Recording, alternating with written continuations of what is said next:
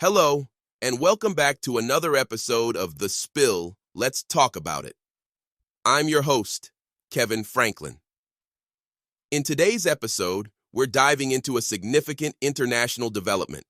President Joe Biden is making an extraordinary wartime visit to Israel this week. It's a move aimed at demonstrating strong support for the country in its efforts to eliminate Hamas while also addressing the humanitarian crisis in Gaza. Now, let's break it down. President Biden has two critical objectives here, which were outlined by his top diplomat on Monday evening. First, he's showing unwavering support for Israel in its mission against Hamas. Second, he's pushing for ways to ease the humanitarian suffering in Gaza.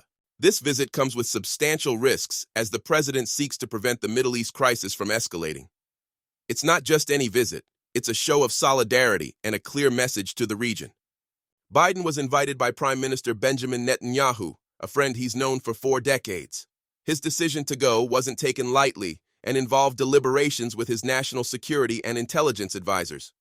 On the ground, Secretary of State Antony Blinken is working tirelessly to discuss opening Gaza to humanitarian aid and ensuring the safety of civilians caught up in the ongoing situation. During the negotiations, an agreement was reached to develop a plan that enables humanitarian aid to reach the people of Gaza.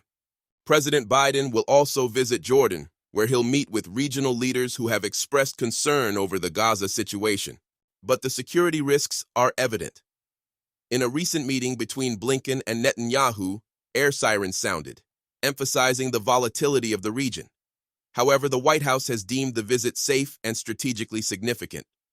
The president aims to strike a balance, providing support for Israel's military operations while addressing the humanitarian crisis and preventing the conflict from spreading. This visit holds strategic importance, not only for the Middle East, but also for sending a strong message to Iran and Hezbollah about their involvement in the situation. However, there's growing pressure for a ceasefire, with protests outside the White House calling on President Biden to act. The conflict has shifted the administration's foreign policy priorities, and the president's focus is on the immediate crisis in the Middle East. Biden's commitment to protecting civilians and the humanitarian needs is unwavering. His visit in person allows for face-to-face discussions with Israeli leaders and a chance to convey his views directly. But one key point to watch is whether any progress has been made on opening the Rafah crossing in Egypt, the primary route for humanitarian access to Gaza. This visit holds immense significance and comes amid rapidly unfolding events. We'll be following this closely and keeping you updated. That's it for this episode of The Spill. Let's talk about it. Stay tuned for more on this developing story. I'm Kevin Franklyn, your host. Thank you for joining us today.